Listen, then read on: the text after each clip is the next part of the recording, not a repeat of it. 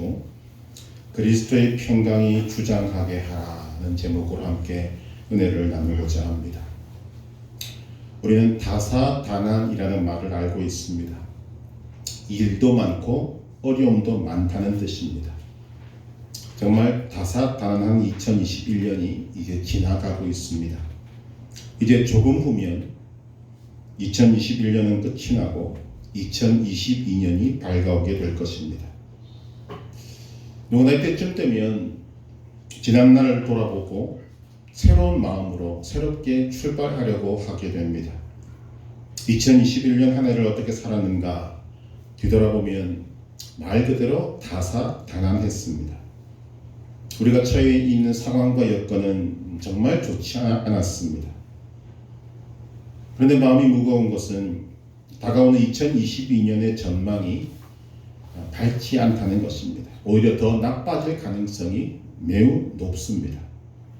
이런 상황 속에서 하나님의 백성들은 과연 어떤 태도와 자세로 살아야 하는가?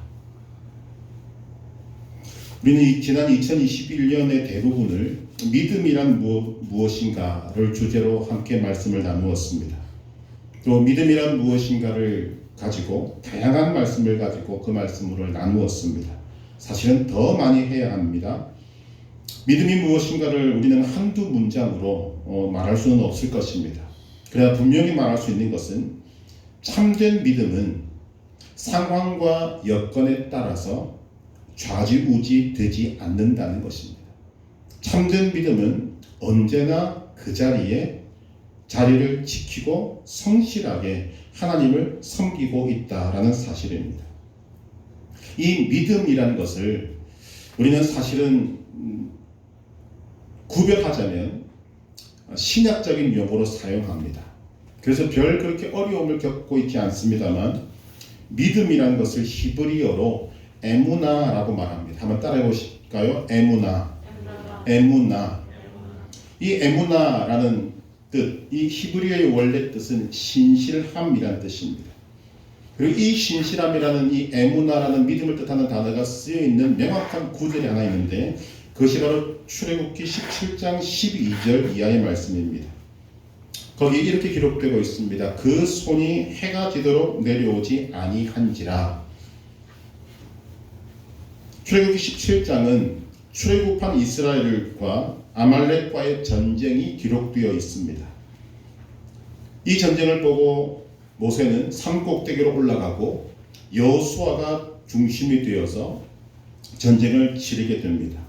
우리가 아는 바와 같이 모세의 손이 올라가면 이스라엘이 이기고 모세의 손이 내려오면 아말렉이 이기게 됩니다.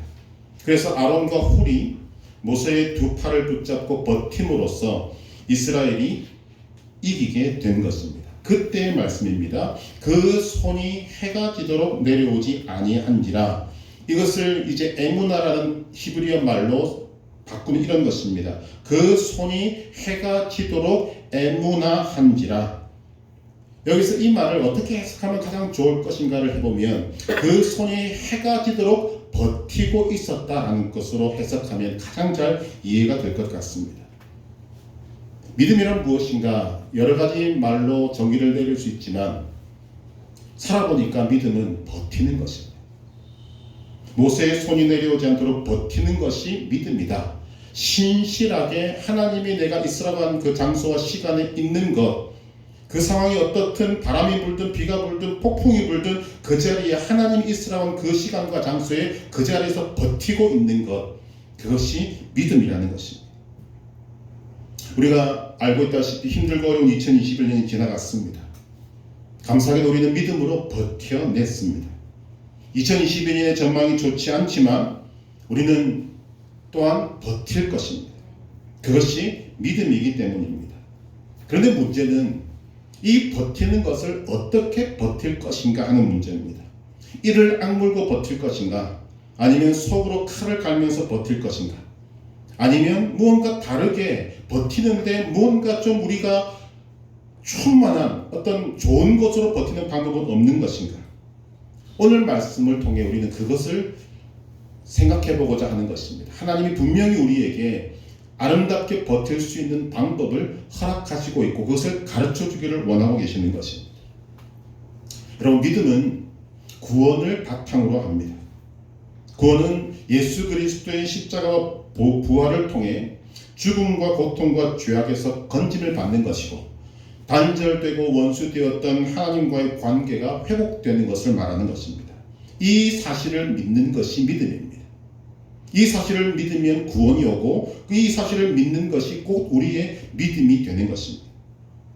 오늘 본문에서 사도 바울은 예수님을 믿는 자들을 성도라고 부르고 있습니다. 그런데 그 성도의 정의를 어떻게 내리고 있는가? 하나님의 택하심과 사랑을 받은 거룩한 자들이라고 말합니다.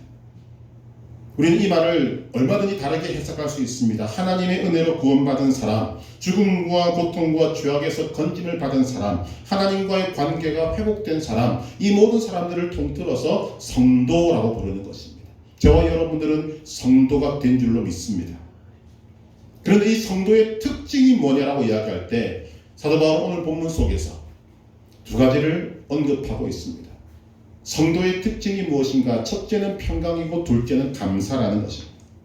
우리 골로새서 3장 15절 말씀을 같이 읽겠습니다. 15절, 그리스도의 평강이 너희 마음을 주장하게 하라. 너희는 평강을 위하여 한 몸으로 부르심을 받았나니 너희는 또한 감사하는 자가 되라. 아멘.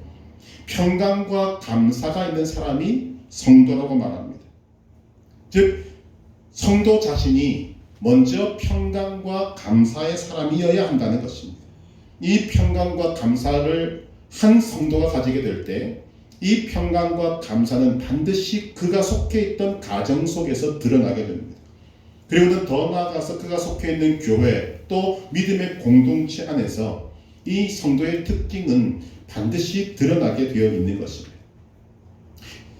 한 사람의 심령 속에 그리스도의 평강과 또한 이 하나님이 주시는 감사가 삶의 특징이 되고 충만하게 될 때 어떤 현상이 나타나는가? 오늘 보면 12절에서 14절 말씀 속에 우리는 그 해답을 발견할 수 있습니다. 12절부터 14절 말씀을 같이 읽겠습니다. 그러므로 너희는 하나님이 택하사 거룩하고 사랑받는 자처럼 긍휼과 자비와 겸손과 온유와 오래 참음을 옷 입고 누가 누구에게 불만이 있거든 서로 용납하여 피차 용서하되 주께서 너희를 용서하신 것 같이 너희도 그리하고 이 모든 것 위에 사랑을 더하라. 이는 온전하게 매는 띠니라. 아멘. 여기 긍휼, 자비, 겸손, 온유, 오래 참음, 용납 등은 평강과 감사가 있는 사람만이 할 수 있는 것입니다. 오직 성도만이 이런 삶을 살 수 있다는 것입니다. 사도 바울은 오늘 말씀을 통해서 우리에게 말합니다. 그리스도의 평강이 그리스도가 가지고 있는 그 감사가 너희 마음을 주장하게 하라고 말씀합니다. 그리스도의 평강이 무엇입니까? 예수님은 이 땅에 존재한 사람 중에서 유일하게 삶의 목적이 달랐던 분입니다. 예수님은 죽기 위해서 이 땅에 오셨습니다. 예수님 외에 삶의 목적이 죽음인 사람은 이 세상에 단 한 사람도 없었습니다. 오늘 우리는 살기 위해서 몸부림치고 있습니다. 살기 위해서 열심을 내고 있습니다. 반면에 예수님은 죽기 위해서 열심을 내시고 죽음을 향해서 곧장 달려가셨다는 것입니다. 그런데 이렇게 죽기로 작정되어지고 죽음을 향해 열심을 내던 예수님의 삶의 특징이 무엇인가? 죽기 위해 오신 분이지만 예수님의 삶은 항상 평안했고 항상 감사가 넘쳤습니다. 예수님의 삶은 죽음이 예정되어 있는 삶이었습니다. 즉 우리로 말하면 시한부의 삶을 사신 것입니다. 하루를 살아가면 죽음이 하루가 다가오는 것입니다. 한 주일을 살면 죽음이 한 주일이 가까워오는 것입니다. 그런데 예수님의 삶에는 조금도 불안이 없습니다. 항상 평안이 넘쳤고 감사가 넘쳤습니다. 이뿐 아니라 예수님의 삶에는 많은 사람들의 공격과 비난과 조롱이 있었습니다. 사람들이 한시도 예수님을 가만두지 않았습니다. 끊임없이 공격하고 끊임없이 비난하고 예수님의 마음을 헤집어 놓은 것은 이루 말로 다 할 수 없습니다. 십자가에 달리실 때에는 모든 사람들이 예수님을 향하여 비난하고 공격하고 조롱했습니다. 그럼에도 불구하고 예수님은 마지막까지 평강과 감사가 차고 넘쳤던 것입니다. 우리는 이런 예수님의 삶을 바라보면서 우리는 질문을 던질 수 있어야 합니다. 어떻게 그럴 수 있는가? 성경은 어떤 상황에서도 이런 평강과 감사가 넘치는 삶의 모습을 여러 곳에서 비유적으로 우리에게 말씀하고 있습니다. 가장 대표적인 것이 무엇인가 하면 시냇가에 심은 나무입니다. 시편 1편 3절 그는 시냇가에 심은 나무가 철을 따라 열매를 맺으며 그 잎사귀가 마르지 아니함 같으니 그가 하는 일이 모든 일이 다 형통하리로다. 또 반석 위에 세운 집을 말할 수 있습니다. 마태복음 7장 25절 비가 내리고 창수가 나고 바람이 불어 그 집에 부딪히되 무너지지 아니하나니 이는 주추를 반석 위에 놓은 까닭이요. 여러분, 이 시냇가에 심은 나무 반석 위에 세운 집은 우리를 대상으로 하는 것이지만 결국은 그 모습이 예수님이 살았던 삶의 모습입니다. 상황이 어떻든 비가 불든 바람이 불든 폭풍이 불든 어떤 공격이 따더라도 흔들리지 않고 그 자리에 서 있을 수 있는 안정된 모습, 평강을 누리는 모습, 그 삶에 감사가 차고 넘치는 모습이 예수님의 삶이요 사도 바울은 우리에게 가지기를 원하는 평강과 감사로 충만한 삶의 모습인 것입니다. 어떻게 이런 삶을 살 수 있습니까? 이 험악하고 어렵고 불안한 세상에서 어떻게 평강과 감사가 넘치는 삶을 살 수 있습니까? 사람들은 이런 말씀을 들으면 마음속으로 엄청난 질문이 쏟아집니다. 과연 가능한가? 과연 우리가 이 땅에서 살 수 있는 삶인가? 그러나 우리는 적어도 그의 삶 전체를 통하여서 이 평강과 감사로 충만한 삶을 살았던 사람 두 사람을 알고 있습니다.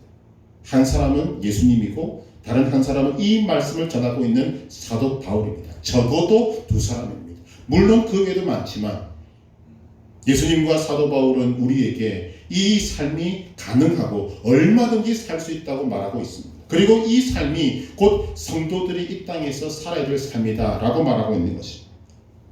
사도 바울은 오늘 말씀을 통해서 평강과 감사가 넘치는 삶을 살 수 있다고 단호하게 말하고 있습니다. 자신감 있게 말하고 있습니다. 바울의 이런 자신감이 과연 어디에서 나오는 것인가? 어떤 근거로 이런 우리가 바라보기 정말 어려운 이런 삶의 내용을 이렇게 자신 있게 이야기할 수 있는가? 먼저 사도 바울은 예수님을 만난 후에 평강과 감사가 넘치는 삶을 알게 되었습니다. 우리가 알고 있는 바와 같이 사도 바울은 정말 평생에 힘들고 어려운 삶을 살았지만 그 또한 예수님과 같이 평강과 감사가 넘치는 삶을 살았습니다. 그것을 바탕으로 자신은 예수님을 바라보고 그 뒤를 따라갔고 그렇게 살아보니 되더라는 것을 이 증거를 가지고 자신의 뒤를 따라오는 믿음의 후배들에게 예수님처럼 그리고 자신처럼 평강과 감사가 넘치는 삶을 살라고 권면하고 있는 것입니다. 어떻게 평강과 감사가 넘치는 삶을 살 수 있습니까? 오늘 본문 속에서 바울은 세 가지를 제시하고 있습니다. 첫째, 말씀. 둘째, 예수님의 이름으로 행하는 삶. 세 번째, 감사하는 것입니다. 가장 핵심적인 내용은 첫 번째 말씀입니다. 그리스도의 말씀, 즉 복음의 진리가 우리 속에 풍성히 거하여서 우리의 성도들의 마음과 삶을 주장할 때 평강과 감사가 충만한 삶을 살게 된다는 것입니다. 오늘 말씀 16절 상반절을 우리 함께 읽겠습니다. 골로새 3장 16절 그리스도의 말씀이 너희 속에 풍성히 거하여 아멘. 그리스도의 말씀이 너희 속에 풍성히 거하여 그리스도의 말씀이 우리 속에 풍성히 거하여야 한다고 말하고 있습니다. 여러분, 말씀이 풍성히 거한다는 뜻이 무엇입니까? 말씀으로 우리가 충만해야 된다는 것입니다. 말씀을 알아야 한다는 말이고 말씀을 많이 알면 많이 알수록 더욱더 풍성해진다는 말씀입니다. 여기서 이 안다라는 말은 머리로만 아는 것이 아닙니다. 가슴으로 아는 것이고 말씀을 삶으로 살아내는 것, 그것을 지금 말하고 있는 것입니다. 여러분, 말씀의 특징이 무엇인가 우리는 알고 있습니다. 한 말씀이라도 온전한 믿음으로 붙잡을 때 거기에 구원의 역사, 믿음의 역사가 일어나게 되는 것입니다. 한 말씀을 한 말씀이라도 온전한 믿음으로 붙잡을 때 그 말씀이 우리의 삶에 새롭게 역사하게 되는 것입니다. 우리가 말씀을 붙잡은 만큼 믿음이 강해지고 믿음이 성장하게 됩니다. 이 말씀을 붙잡는 데에는 세 가지 방향성이 있습니다. 하나는 말씀을 붙잡는 강도가 세면 셀수록 믿음이 강해지고 성장하는 것입니다. 한 말씀이라도 그것을 정말 강하게 붙들 때 그 말씀이 우리의 삶을 지탱한다는 말씀입니다. 우리는 아브라함에게 하나님께서 정말 황당한 말씀을 하신 것을 기억합니다. 100세 낳은 이삭을 번제로 바치라. 정말 황당한 말씀입니다. 그러나 놀랍게도 아브라함은 조금도 의심하지 않고 하지 않으려고 버티지 않고 적극적으로 이삭을 제물로 바치려고 달려갑니다. 하나님께서 막지 않으셨다면 아브라함 이삭을 죽여서 번제로 바쳤을 것입니다. 하나님께서 아브라함의 믿음을 보시고는 막으시고 준비하신 다른 제물로 아브라함의 믿음을 받으셨습니다. 여러분, 아브라함의 믿음이 어떤 믿음입니까? 하나님의 약속을 붙잡는 믿음입니다. 하나님이 아브라함에게 주신 약속이 무엇입니까? 너의 아들로 인하여서 하늘의 별과 같이 바다의 모래와 같이 많은 자손이 있게 할 것이다. 아브라함은 이 말씀을 굳게 붙잡았습니다. 그냥 붙잡은 것이 아닙니다. 굳게 붙잡았습니다. 그리고 상황과 여건에 흔들리지 않았습니다. 하나님이 내게 이 귀한 아들을 죽이라고 하셨다. 나는 이 아들을 죽일 것이다. 그러나 하나님께서는 이 아들을 통해 하늘의 별과 같이 바다의 모래와 같이 많은 자손이 있게 하실 것이다 라는 약속을 주셨으므로 나는 그 약속의 말씀을 굳게 붙잡을 것이다. 이 말씀을 강하게 붙잡았기 때문에 그는 아들을 번제로 바치라는 이 하나님의 말씀을 듣고 실행에 옮길 수 있었던 것입니다. 그의 믿음이 온전한 것을 증명한 것입니다. 이로 인해서 아브라함은 하나님께 믿음을 인정받고 믿음의 조상이 될 수 있었습니다. 여러분, 오늘 우리가 말씀을 붙잡는다는 것, 많은 사람들이 말씀을 붙잡는다고 하지만 어설프게 붙잡고 있을 때가 많습니다. 하나님은 우리가 그 말씀을 온전한 믿음으로 강하게 붙들라고 말씀하고 있습니다. 왜냐하면 그 말씀이 우리를 살리고 우리를 평강과 감사로 인도하기 때문입니다. 말씀을 붙잡는 다른 하나는 온전한 믿음으로 붙잡는 말씀이 많은 것을 말합니다. 우리가 한 말씀만이 아니라 두 말씀, 10말씀, 훨씬 많은 말씀들을 온전한 믿음으로 붙잡을 때 우리의 삶에 역사하는 말씀의 능력이 점점 더 풍성해지는 것입니다. 또한 말씀이 풍성히 거한다는 것은 성령이 충만하다는 뜻입니다. 성경은 성령에 대해서 뭐라고 말하는가 하면 말씀의 영이요 진리의 영이라고 말씀하십니다. 성령님은 말씀을 통해서 자신을 드러내십니다. 우리가 지금 성령 충만을 위해서 계속적으로 기도하고 있지만 성령 충만은 기본적으로 우리의 심령 속에 말씀이 충만할 때 임하는 것입니다. 그래서 말씀이 풍성한 증거는 교회 안에 말씀이 풍성히 거하는 것입니다. 말씀을 통해서 성령의 역사 또한 성령의 능력이 일어난다는 것입니다. 이제 우리가 중요한 것, 왜 말씀이 풍성하면 우리의 삶의 평안과 감사가 넘치는가? 여러분, 말씀이 풍성하다는 말은 우리의 삶을 말씀이 인도한다는 뜻입니다. 말씀이 이끄는 삶이라는 이 말이 굉장히 중요한 말입니다. 왜냐하면 말씀이 이끄는 삶에는 뭐가 생기는가 하면 질서가 생깁니다. 질서가 잡히면 안정감이 생기고 안정감은 우리에게 평안을 주게 되어 있습니다. 오늘 우리의 삶이 오락가락하는 이유가 무엇인가? 삶의 질서가 깨어졌기 때문입니다. 질서가 없기 때문에 혼란스럽고 질서가 없기 때문에 아름다움이 없는 것입니다. 자, 하나님께서 천지를 창조하시기 전에 상태가 어땠는가? 창세기 1장 2절 이렇게 말합니다. 땅이 혼돈하고 공허하며 흑암이 깊음 위에 있고, 혼돈, 공허, 흑암이 질서가 잡히지 않은 것의 특징입니다. 여기에 아름다움은 존재할 수가 없는 것입니다.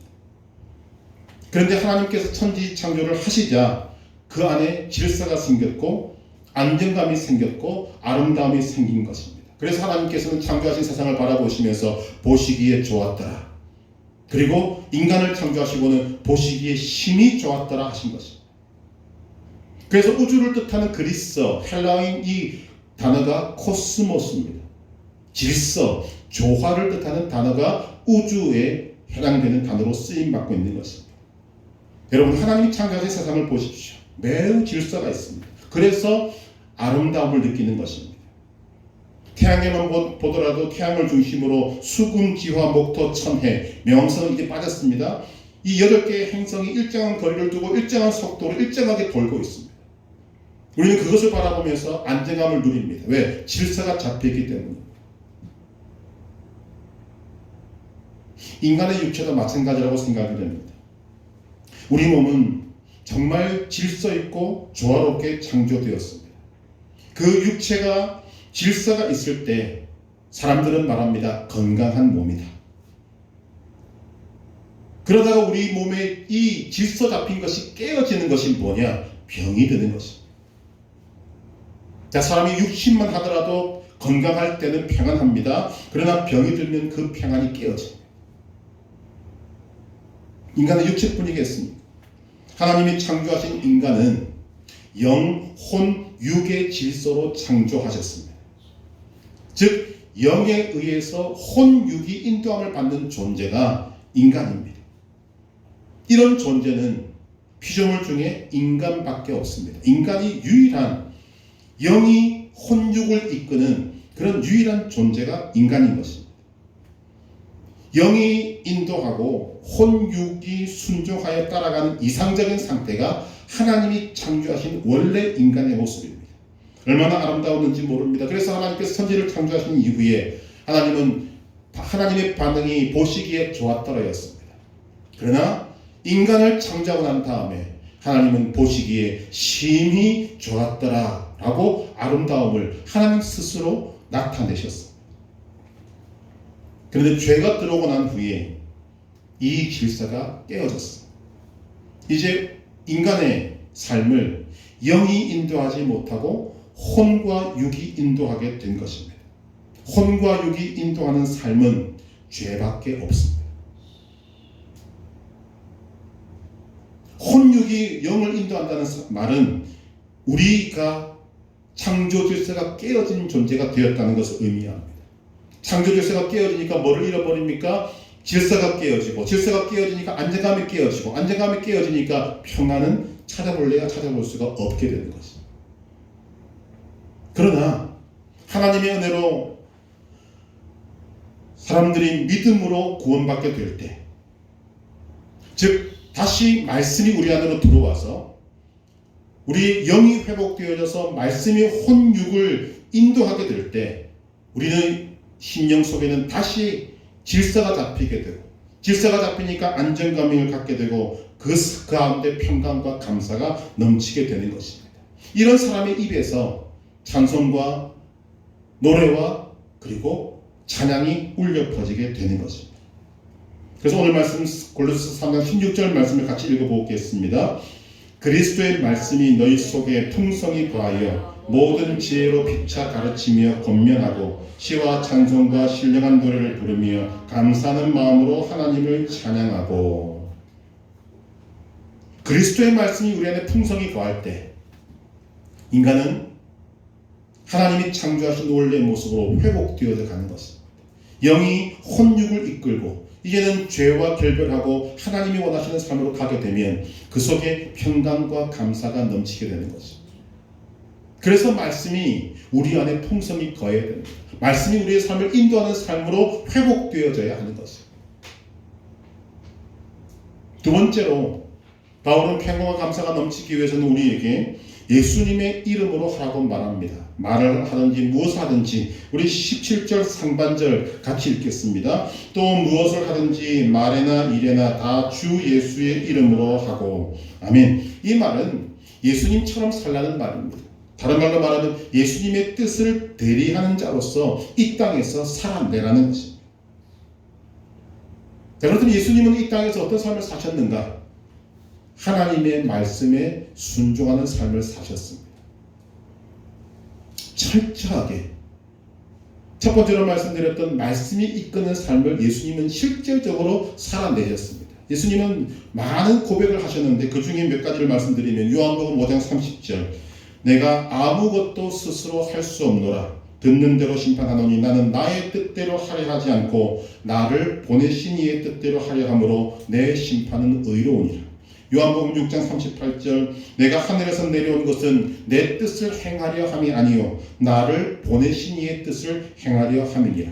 요한복음 12장 49절 50절 내가 내 자유로 말한 것이 아니요 나를 보내신 아버지께서 내가 말할 것과 이룰 것을 친히 명령하여 주셨으니 나는 그의 명령이 영생인 줄 아노라. 그러므로 내가 이르는 것은 내 아버지께서 내게 말씀하신 그대로니라 하시니라. 예수님의 삶을 한마디로 말하면 하나님의 말씀대로 살았다는 것입니다. 하나님의 말씀에 순종하며 살았다는 것입니다. 그래서 예수님은 한 말씀도 예수님의 뜻대로 말한 것이 없고 오직 하나님 아버지의 뜻대로 말했고 한 일도 자신의 의지로 한 일이 없고 하나님 아버지의 뜻대로 행했다. 그 순종의 절정이 십자가인 것입니다. 우리는 예수님을 볼 때 평강과 감사의 이유를 여기서 찾을 수 있습니다. 예수님은 하나님 아버지의 말씀에 철저하게 순종하는 삶을 사신 것입니다. 그래서 예수님의 삶에는 질서가 있었고 어떤 경우에도 흔들리지 않은 안정감이 있었고 그 결과 예수님의 삶에는 평강과 감사가 흘러 넘쳤던 것입니다. 세 번째, 같은 것이 반복되지만 바울은 평강과 감사가 넘칠 수 있는 것으로 범사에 감사하라고 말합니다. 오늘 골로새서 3장 17절 하반절 그를 힘입어부터 같이 읽겠습니다. 그를 힘입어 하나님 아버지께 감사하라. 아멘. 감사는 평강과 감사를 가져오는 열쇠입니다. 물론 감사만이 평강을 가져오는 것은 아닙니다. 우리는 성경 말씀, 하나님의 말씀을 통해서 감사하라, 기뻐하라, 양보하라, 겸손하라 등 정말 윤리적으로 볼 때도 좋은 말씀들을 많이 듣습니다. 여러분 이 말씀들이 다 어디서 옵니까? 오늘 본문에 말하는 바와 같이 그리스도의 말씀으로부터 옵니다. 즉 그리스도의 말씀이 우리 안에 충만할 때 예수님의 말씀이 우리 속에 풍성히 거할 때 우리는 이 삶을 살 수 있는 것입니다. 즉 이런 삶은 예수님 안에만 있고 예수 그리스도로부터만 배우는 것입니다. 여러분 세상을 살아가다 보면 세상은 절대로 이렇게 가르치지 않습니다. 네가 이 세상에 이기기를 원하느냐? 다른 사람을 밟아야 한다. 네가 이기려면 거짓말해야 한다. 네가 이기려면 양보해서는 안 된다. 이것이 세상의 논리고 세상 사람은 지금도 그렇게 살아갑니다. 이런 삶을 사는 사람들의 특징이 뭡니까? 평강이 없습니다. 도끼가 있지 평강이 없습니다. 하나님의 백성 성도는 절대 이렇게 배우지 않습니다. 오늘 우리의 삶에 왜 감사가 없을까? 분명히 가지고 있는 신분과 이름은 성도인데 하나님의 백성과 하나님의 자녀인데 세상 사람들처럼 살기 때문에 우리의 삶에 감사가 없는 것입니다. 여러분 환경만 따지고 조건만 따지면 우리의 삶에 감사할 것 정말 하나도 없습니다. 성도는 자신에게 주어진 상황 속에서 정말 남들이 바라볼 때 본인이 생각하기에도 정말 감사할 조건이 하나도 없을 것 같은 그 속에서 기어이 감사할 조건을 찾아내는 사람이 성도입니다. 성도는 작은 감사를 가지고 하나님 앞에 기쁨으로 나오는 사람입니다.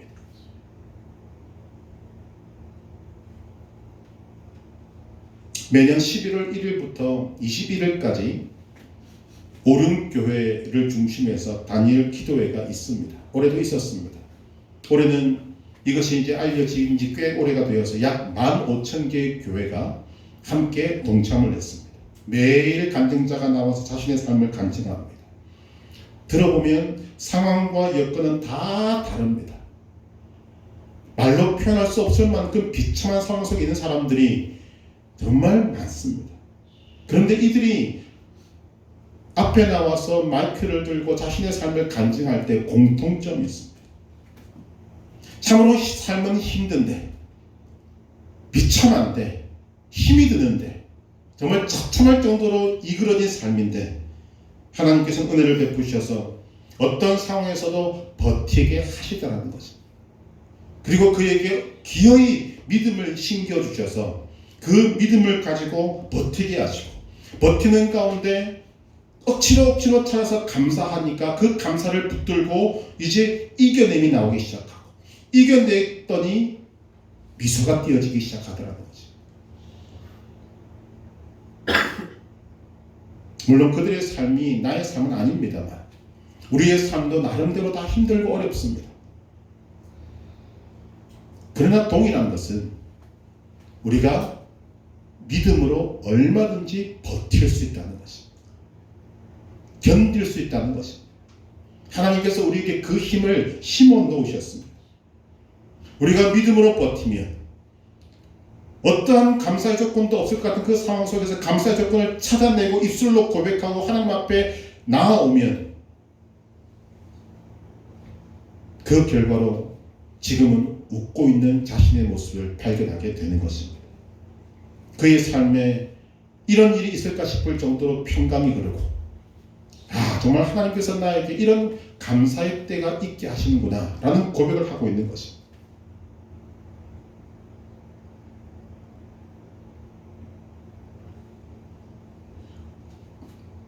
오늘 말씀 18절부터 4장 1절까지의 말씀은 듣는 사람에 따라서 호불호가 갈리는 말씀입니다. 아내들아 남편에게 복종하라, 이는 주 안에서 마땅하니라. 이 말씀은 일반적으로 아내들은 듣기 싫어하고 남편들은 듣기 좋아합니다.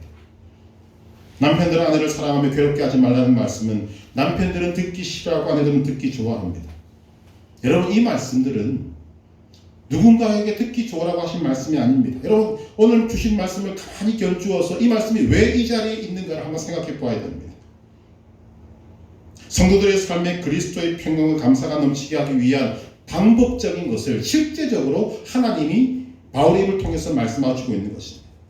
하나님께서 왜 꼭 지목해서 아내들아, 남편들아, 부모들아, 자녀들아, 종들아, 상전들아 왜 이렇게 말씀하십니까?